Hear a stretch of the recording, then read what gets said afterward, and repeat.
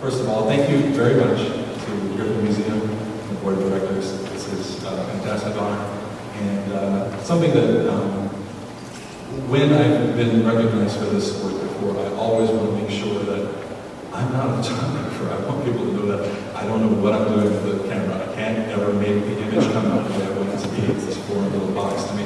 So the photographs that I display, this is the work of the photographers. As Lou was saying, they often say to me, like, oh my gosh, you're showing more than one of my photos. This is great, and they're really appreciative. And I feel like, well, thank you for taking the picture, so this mutual admiration society going on. Let's see, when I was growing up, I lived, when I was in elementary school, I lived on a farm in eastern Washington State. And, you know, this is back in the early 70s, and there really wasn't that much available to see the rest of the world. My view to the rest of the world was 2 channels of TV. Sometimes we got PBS, sometimes not. And copies of Life magazine and National Geographic that my mom would bring home. She was a huge fan, and I would get so wrapped up in these. You grab them, you go through, you look at the pictures, yeah, pictures, and then go back and read the story if you actually want to read, because the pictures are so arresting. And that really had a profound impact on me. The pictures that you saw over here, before I came up here, there was some background. There was some text that I wrote that was supposed to go with it, so that seemed a little disconnected. That's why, but one of the things, there was a picture of an Apollo and Soyuz spacecraft. That's significant to me because I was a huge fan of outer space when I was growing up on NASA, of things that we were doing in space. And I used to, write fan mail, write a letter to NASA and say, this is really interesting. And they would send me back these packets, these 3 and 4 inch thick packets of prints and photographs and diagrams and images, and I was so fascinated with these. I put them on my wall, I would treasure these, and for months I would go through them. And that way of them sharing this information felt so special, and it really fired my imagination, and I love that. And now I actually have a relationship with some people at NASA from some of the photographs that I've featured in the website, and it's kind of come full circle. I feel very grateful to them for that. It's nice to know that this award is called the Beacon Award, since photograph literally means writing with light. But more to the point, a professor I did take one course on photography in college. He told me that photojournalists are armed with a powerful light, the light of attention, and where and how they focus that attention makes a huge difference. As an editor, I'd like to think that I help focus that light even more. When I originally had the idea for the big picture, I wanted to present images in a way that I wanted to see as a viewer, in a narrative format, large size, all on one page, not a lot of ads, not searching for the next button, click, going through. Just wanted to see the pictures, just to show the meat of them. I didn't really take a lot of time to ask our marketing and advertising department what the template should be. Since I'm a web developer, I could build it myself. So I just said, oh, I got the okay, all right, see it. And I went off and did my own thing and put it together the way I wanted to. But the original version had 1 ad. Later on, they talked me into putting a second one on, sort of in the lower right-hand corner. And I've managed to keep it that way, but it's still an ongoing battle to do that. That said, it costs a certain amount of money to host that. And I'm lucky enough to be with a large company that this sort of thing just all kind of gets written into the bottom line. We have contracts with our agencies to use these photographs, so I am not charged per use on these photos. We're already blanket licensing quite a number of them. I feel like I'm just able to expose even more than we normally would. Where the newspaper might carry a single photograph of Barack Obama at a meeting, I might have access to 120 and pick the top 30 and make an entry out of that. As Lou was talking about, in my opinion, photojournalism is not dying at all. It's undergoing a transformation in the way it's consumed, created, and most importantly, funded. And how we're going to figure this out has yet to be seen, and I'm still trying to help whatever way I can to figure out where this is going to go. People have an appetite for this sort of thing, as I see constantly on a daily basis, that people love to see photo stories. They cross national boundaries, they cross language boundaries. All you have to have has a pair of eyes to be able to get the emotional impact of these photographs. And I often feel privileged to be in a position to share this with so many people. And so I look forward to seeing what photojournalism is heading to next. Thank you.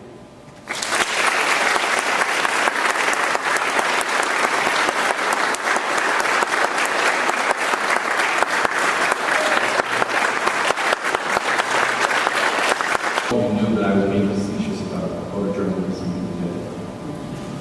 Just in case.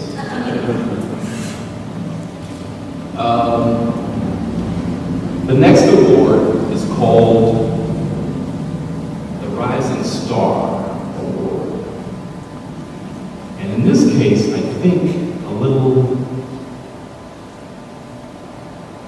ironic that our next recipient, David Graham, claims that his first memories of photography were when his father awoke him from a fast sleep and dragged him out to photograph the stars. And we are fortunate enough to have his father actually here, who drove an RV all the way across the country several times, and he's in the back. Is it Ken? Is that right? Way in the back there. So his father, he told me also that he would steal his father's Canon AE1 and go out and take pictures after that. And he would run out and get the pictures developed at Walmart or something. What kind of horrible idea to develop at Walmart? Anyway, we got them developed. And then one day his father said, "Where did all these pictures come from?" So he had to fess up. And I guess he didn't get into too much trouble, he says. But it brings to mind another story of Quentin Tarantino, who said that through therapy, years and years of therapy, being angry with his parents, because the only time he got into real trouble with his parents was when he stole a book. And years later, he's told this story over and over on talk shows. He says, "Can you believe it? My parents punished me for stealing a book." The same thing about a camera, something that was really good. He also said that he was doubly angry with his parents because that book also became the basis for his first movie. So, David chose another career path. He didn't go into photography right away. He went off in a different direction. He became very well known in technology. Many of us have that same dilemma about what we're going to do. Can we afford, can we be photographers? Can we make a living with photography? It's tremendous burden.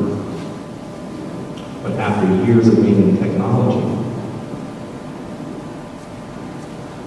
he had to come back to photography. It's sort of like the movie The Godfather, where Michael Corleone says, "I thought I got out, and it keeps bringing me back in." And so, he figured out a way to go back to school, and Fraction Magazine, again, an online magazine, was conceived in New Mexico with he and a friend at a coffee shop. He's now changed and mentored many young people's photography and careers because of that magazine, that online magazine. It's it seems so obvious now that this new means of communication, the internet, has allowed us to go forward.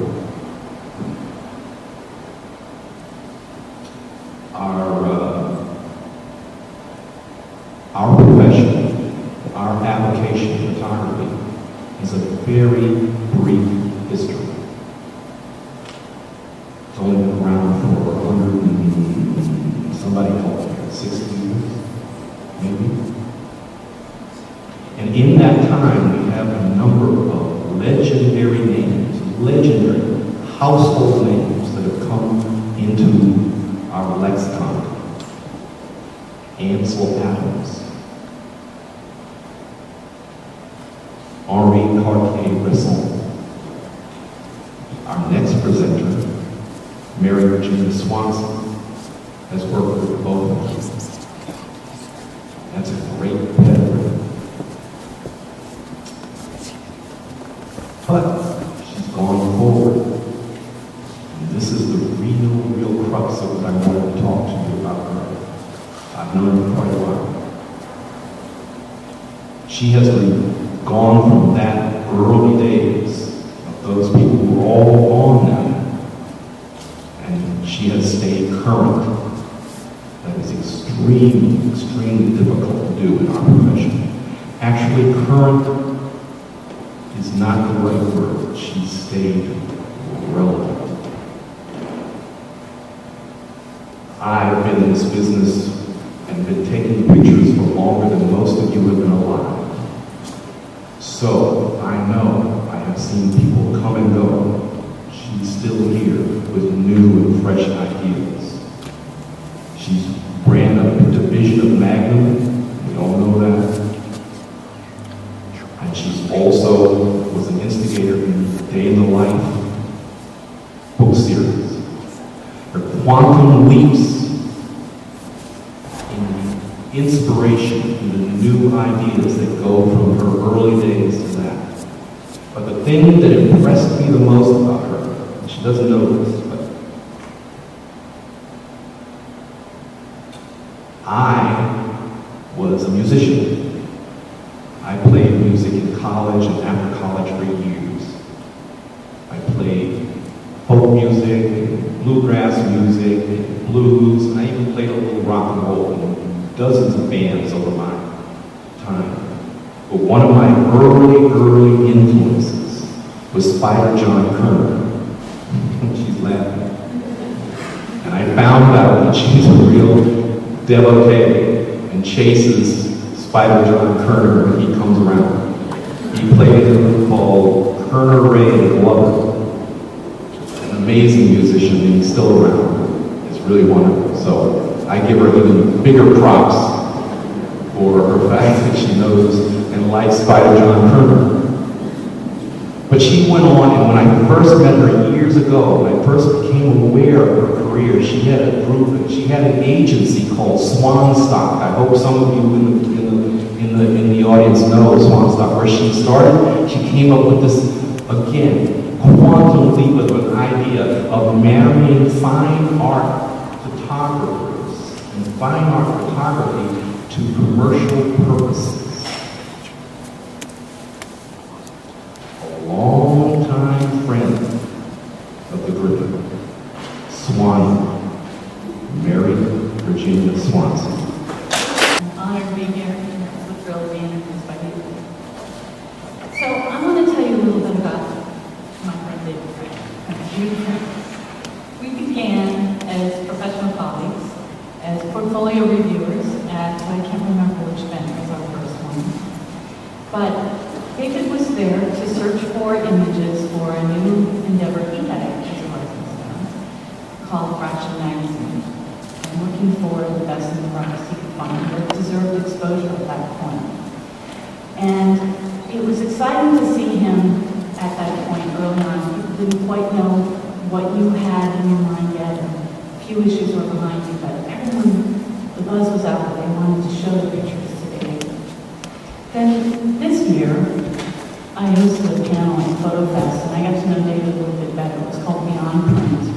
And it was in the context of that he shared with me, in terms of his background, that David was the geeky kid in high school with a camera around my neck most of the time. When it was time for college, I wanted to go to art school, but my father helped guide me to a business degree, thankfully. He's the entrepreneur he is today. He also mentioned that a video camera was one of the tools that he was using at the time. We fast forward now, and today blogs, search engine optimization, unique visitor stats, Facebook, Flickr, YouTube, Vimeo, and Twitter, among the many tools that now help David share the work of photographers in the world. And thanks again to David's background. His father David runs this interesting company. Ellen Renard, who is an artist whose long-term personal project, The Downs, was featured in edition 11, the subject of which was face, shared this with me about working with David. One of the coolest things about having work on fraction is that the work David selects for a particular issue exists in a sort of implied conversation from one project to the next in a way that illuminates each body of work more fully and more carefully. For instance, what are the different ideas of beauty? Are they bound by culture, by economics? Is there a difference between the way color, black and white, describe the human condition? What kind of visual language best describes human sufferings? So having my work in the same issue, for instance, with Phil Toledano's, put my portrait of Ponce with his deep wrinkles and crooked nose in conversation with Toledano's faces that had been perfected through plastic surgery. Those are the kinds of questions you can see David asking us to think about without giving us answers. He's smart, really smart, but he's also open-minded. So instead of imposing his own editorial point of view, there's a sort of slight visual sleight of hand. He asks the viewers not just to look, but to think. So today, Fraction Magazine is in the company of groundbreakers in this age of the internet, and indeed among groundbreakers today here at the Griffin Awards. And Fraction continues to expand, launching One Picture Look as a new feature in May of this year, and Fraction J as a new feature just this month. The website states, with the help of Jason Houston and Stella Kramer, we hope to provide a new venture for documentary photography and photojournalism. I like that, and I applaud that you give credit to those that you work with. It's a great example of a trait that you have. The current issue, number 18, opens with warning, strong and emotional content, which I also applaud. I love that you push us to places that you feel are important. There's a link on Fraction's website entitled Fraction Fund, F-U-N-D. When you open it, only two short lines are there. One says, very exciting times, and the other one says, stay in touch. And I love that because I'm on the edge of my chair to see what's coming next on Fraction. So since reviewing portfolios at so many wonderful events, David and I have become friends. And I've always encouraged him to lean on me as someone who may have been someplace before in our career that he might want some advice on. Of course, this makes me the elder in the relationship. But I have to share with you when David and a carload of New Mexico photographers came to our house in Tucson not long ago. I think he was shocked to see that we were all in a dancing frenzy in our living room. So I'm always challenging that I'm the elder and you're the younger in this. But really, most importantly, and in closing, I want to say that as a card-carrying rising star, we're going to be watching you. And in fact, really expecting Fraction and you to take us on your journey with you. I want to see a democracy of exposure to artists, regardless of their gender or what they're interested in with their loans. And I want everyone to have access, and I know that's something that you believe in as well. Personally, I expect greatness from you. So we know you're coming. In fact, I look forward to being able to give you the Lifetime Achievement Award here at the Griffin Sunday.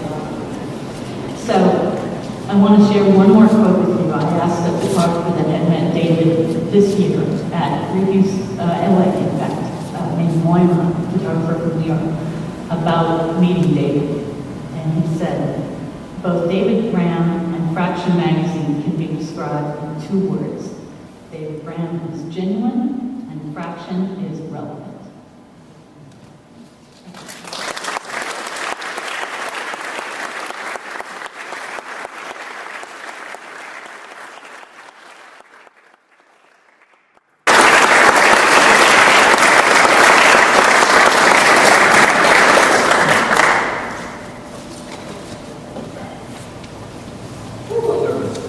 Okay.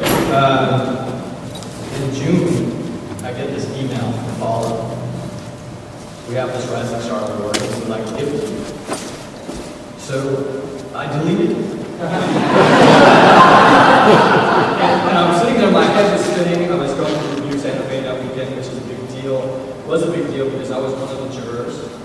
Fraction's 2.5 years old, and all these things are happening.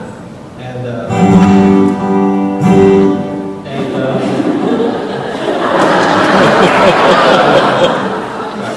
so my head's spinning with, Review Santa Fe, which is a big deal. It's me and Denise Wolf and Kate Ware, who are big people in contemporary photography. And I just freak out and I hit delete. And I'm like, oh God, where did it go? And I really could not find it. And I sent Francis and Paula like 5 more emails. I think I deleted it. Can we resend it? And I get it, and I go to Review Santa Fe, even higher. Like, this is huge. The recognition is gigantic. So with that, I just have a couple of notes. That would be all right.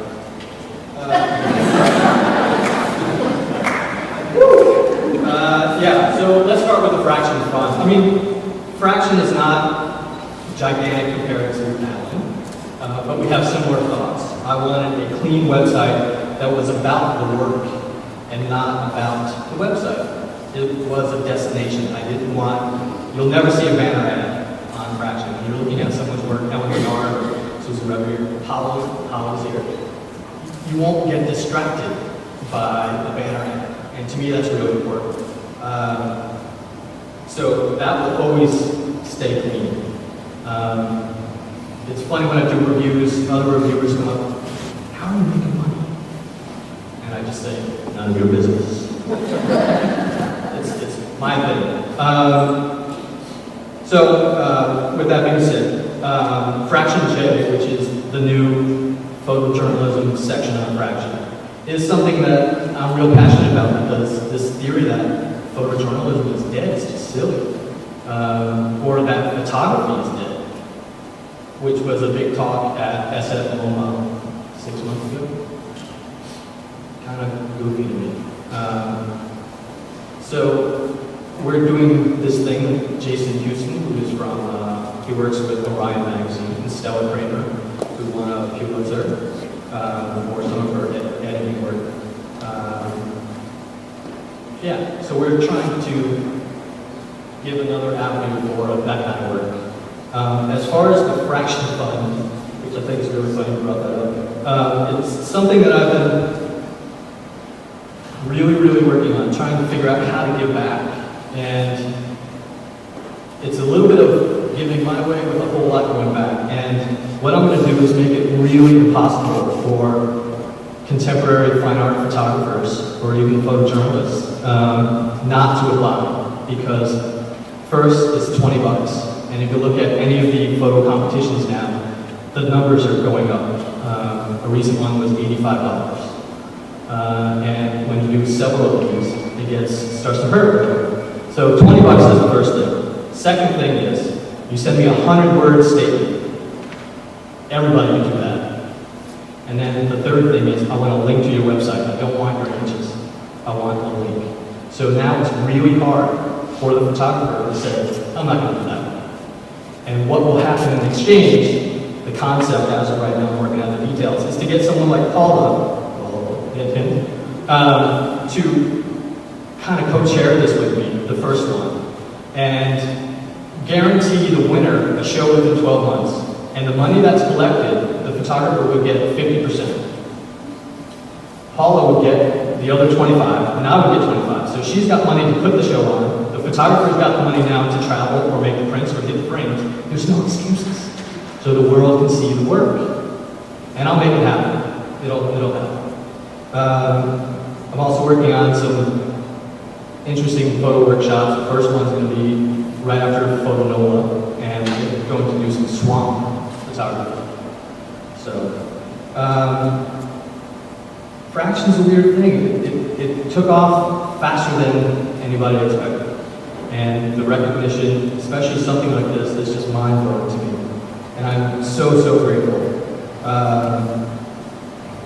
Paula and Francis and the board of directors, thank you all so much. Swanee. Round of applause for Swanee.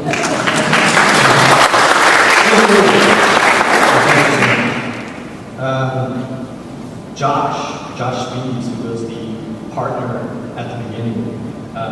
who pushed me and I pushed him, and then I pushed too hard and he quit. So I took it in a different direction, and it is what it is. And we're both in happier places. So, God, my wife and my daughter, woo, they couldn't be here. So I miss them madly. Lou, thanks for the fun phone interview. Thanks for trying to get some dirt on me from a mutual friend. To my dad and his wife Mona, I can't look up there.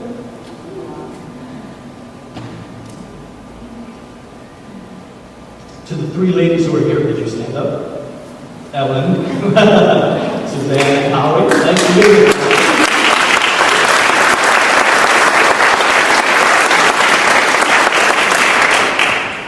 And I think that's it.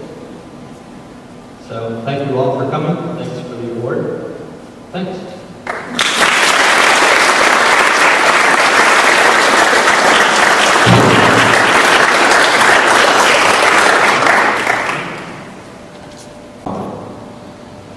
On TV, and we trash talk the hell out of him.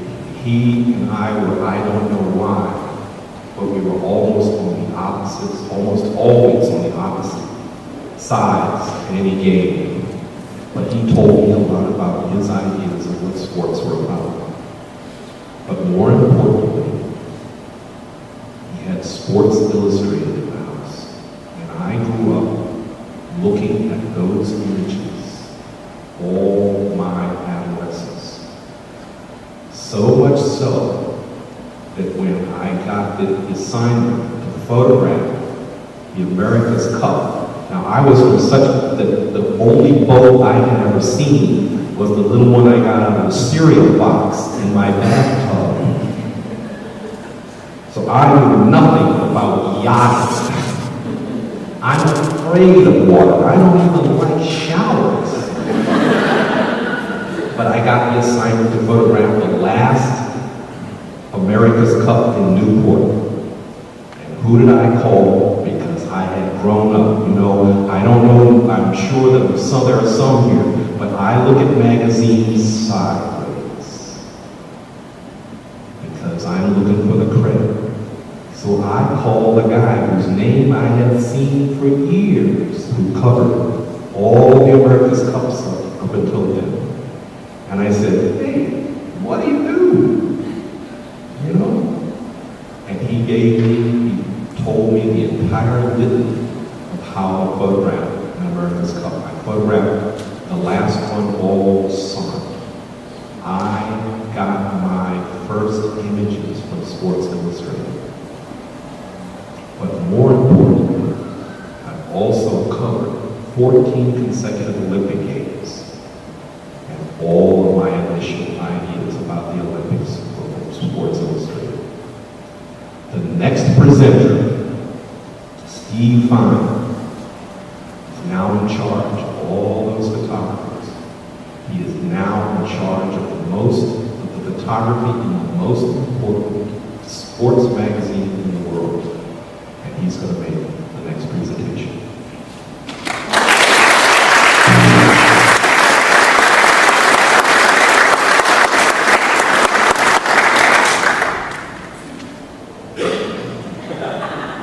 Which part of this you don't like? I don't understand. I was up here a couple of years ago to do a speech in front of an egg sales consortium, and I made a promise to myself that I would never again follow David Allen Harvey on the stage, because when he brings down the house, there ain't nothing left for me to work with.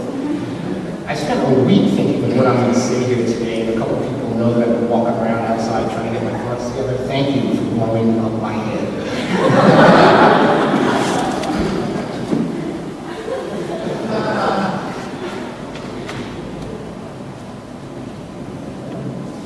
I first met Jimmy Colton on the softball fields at Central Park in New York City. I didn't really know it was Jimmy Colton. I didn't know who it was. It was some guy in the outfield who was robbing me of extra base hits down the line because I was a dead cold hitter. It was a couple of years later, we were at some photo function in New York, and some mutual friend introduced us and said, I'd like you to meet Jimmy Colton. I said, I don't know if you're Jimmy Colton. I don't know if you're the editor, picture editor of Newsweek. I don't know who you are, but you're killing my bag.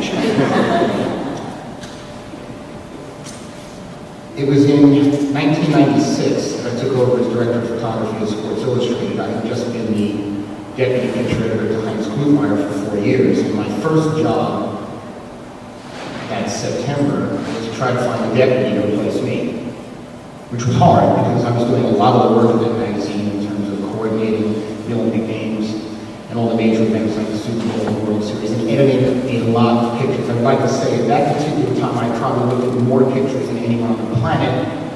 Not that I was that old at the time, it's just the way we do things at Sports Illustrated, it's all in volume, and I'll get to that in a second. So I needed somebody who could dive in, new pictures, new sports, was passionate about this. And then a couple of friends came to me and said, you really should get Jimmy. I said, Jimmy's ensconced at Newsweek, he's an institution, he's not going anywhere. So once again, I ran into him on the softball diamond, and I said, hey, what up? You think maybe you want to come work at SI? And he says, I would love to work at SI, and I'd love to work with you. I said, well, that's terrific. You're hired. He said, well, not so fast. I said, what's the matter? He said, well, I've got this opportunity maybe through some sugar daddy maybe out in Seattle maybe to start a magazine. I said, great, I'll go work with you. That's all. He said, no, let me work this out, let me work this out. So I spent the first year as picture editor of the magazine without a deputy, which was very, very uncomfortable because I was going to wait Jimmy out. So a year goes by and the funding doesn't happen for whatever reason. Jimmy's getting more and more fed up at Newsweek because now every one of his covers requires 2 stylists, an art director, and a publicist. And he is just about fed up because he is the prince of photojournalism. And now all of a sudden Newsweek is turning into this lifestyle for rich and famous kind of magazine. So he finally throws up his hands and he says, okay, I'm coming on board. I said, great. He comes on board in October of 1997, the end of a World Series that did not feature either Boston or New York. Okay. So we had plenty of time because really nothing was happening. And we got to know each other, and we got to sort of feel each other out a little bit. And he made a point of saying, look, do your thing, man. I just want to get the pictures here because I've been the #1 somewhere. And I don't want to go to those meetings, and I don't want to sign off on the expense reports, and I don't want to deal with whiny, fetching photographers. That's your job. And I don't want your job, because I had your job, and it stinks. Now here I was a year into this thing, and I thought, the greatest job in the world, and I don't even work on the swimsuit issue, okay? And he comes along and says, no, the greatest job in the world is to be your deputy. I said, okay, well, let's see what happens. Along about the same time, the magazine gets redesigned, and we built this section up front called Leading Off, which is 3 double trucks that open the magazine. And these are the 3 best sports pictures that we can find in the week that don't relate to the cover story or the feature or the bonus pieces of that or anything else that we're writing about. And it became Jimmy's job to surf through all of the wires and all of the freelance submissions and all of the staff stuff that we were doing to find 3 belters each week. So we launched this thing during the Olympics, 1998. I was in Nagano, he was in New York. And this thing has now, in its 12th year, become, and has been for many, many years now, the rock of the photo department of Sports Illustrated. It is our pride and joy, and it is the standard for sports photography in our business. To get the leading off picture, okay, in Sports Illustrated is a terrific, terrific honor. To get through Colton is an even bigger obstacle at times. How do we do things in Sports Illustrated? Volume. We look at somewhere around 150,000 pictures a week. We probably shoot 50 or 60,000 of those at assigned games or events, and the other 100,000 Jimmy goes through himself. Every day he combs through the waters to find 3 builders that he can put out there. It has become so popular that when we launched the magazine on the iPad a couple of months ago, we immediately went back into development and are about to launch a leading off app on the tablet in about a month or 2. And again, Jimmy's going to be working on that as well. You work with picture editors everywhere, and you go to workshops and you meet all the greats and stuff like that. I have never worked with anyone as competent as Jimmy Colton, as friendly, as humorous, as incredibly hardworking as Jimmy Colton. He is my best friend in this business. And in 2007, with Jimmy on the mound, we won the Press League softball in Central Park.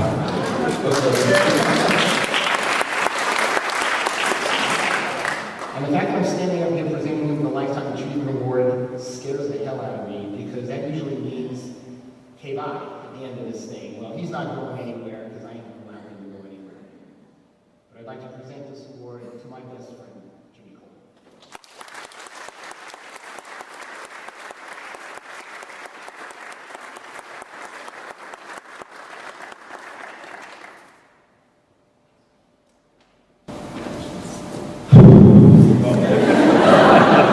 I'm so sorry. It's been a tough week, as you might imagine, but I want to honor Jay, and he would have wanted for me to be here. So after much discussion with the family, it was decided that I should be here for Jay. So thank you for this honor. I have to tell you that when I received the call from Lou, I didn't have a delete button to hit, nor would I, because I knew about the award. I know how prestigious an award it is. That it's not like a contest you enter. You are voted on by your peers in the industry, which means that somebody out there who is doing what we do actually appreciates what I do. The only problem, though, is that when I heard it was a lifetime achievement,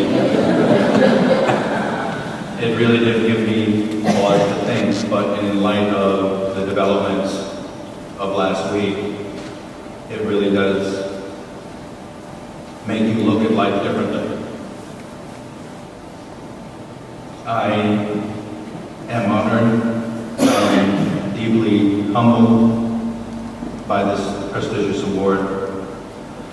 I want to just talk briefly about the road that led me here today. I can't sincerely agree that they are lifetime achievements. To me, they are lifetime lessons. I am a blessed man. I've been in this business for a long time, yes, but throughout the course of my employment in this wonderful industry that we're working in, I've been blessed. I've been blessed to have been mentored by some of the finest journalists in business and some of the finest human beings in the world. So to me, this is a lifetime blessing award that I am accepting. 3 of my blessings are with me here today. My son, Ken, my son, Shane, and my wife, who I will always call Saint Catherine, for putting up with what she's had to during my lifetime of blessings. If I think back to where I first started in the business AP and where we are today, you would think we were on two different planets. When I was at the Associated Press in 19... there was no such thing as email. There wasn't anything called a cell phone.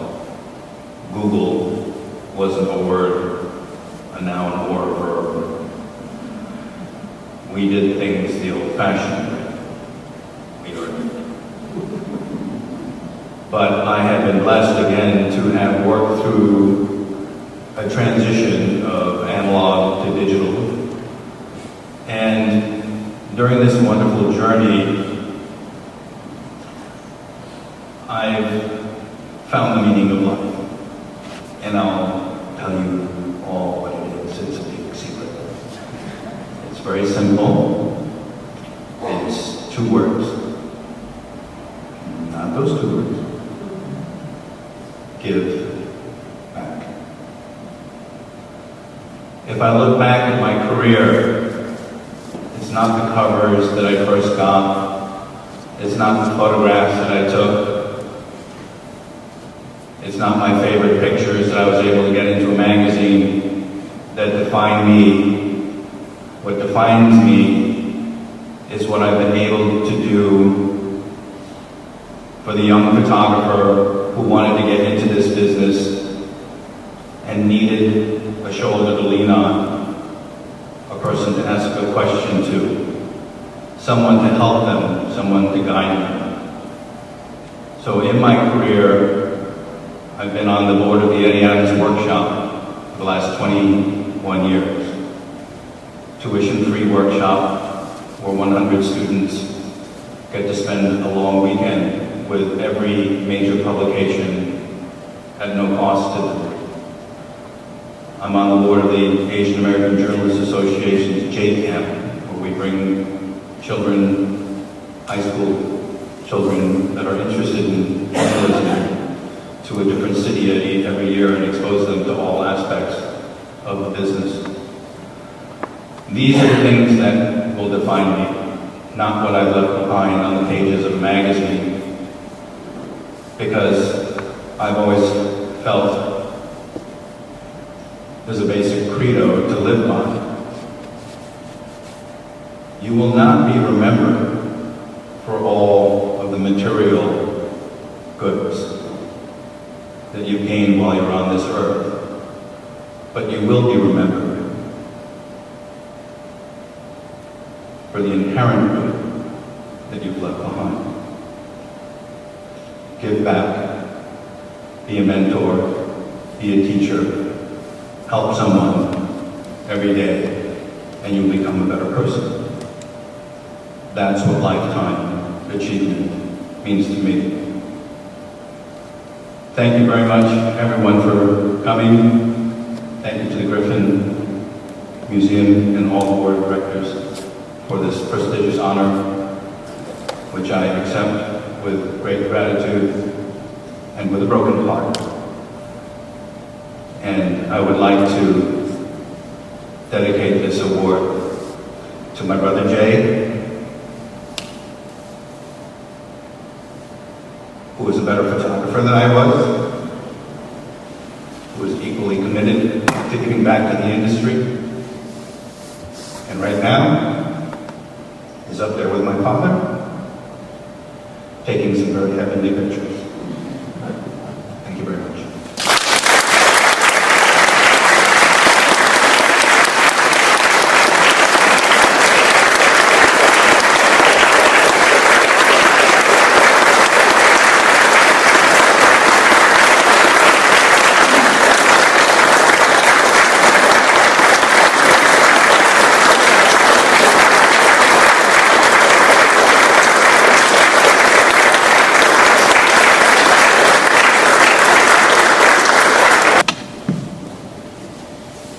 This year has been both solemn and special. We've seen some, we've actually had, again, the hallowed halls of the Griffin coated with the presence of these incredibly creative people. I'm a firm believer in those kinds of ghosts that stay in the walls. And I hope these ghosts will. We have gone from the pitch black of archaic, old-fashioned dark rooms and careers here to the bright sunlight of the new computers and technologies. I am going to hold Paula to her word that we will have a sixth. And I hope to see you all here again next year. Thank you. Right here we are. Hi. How are you? I'm one. Thanks, Peter. Yes, they have right beside us.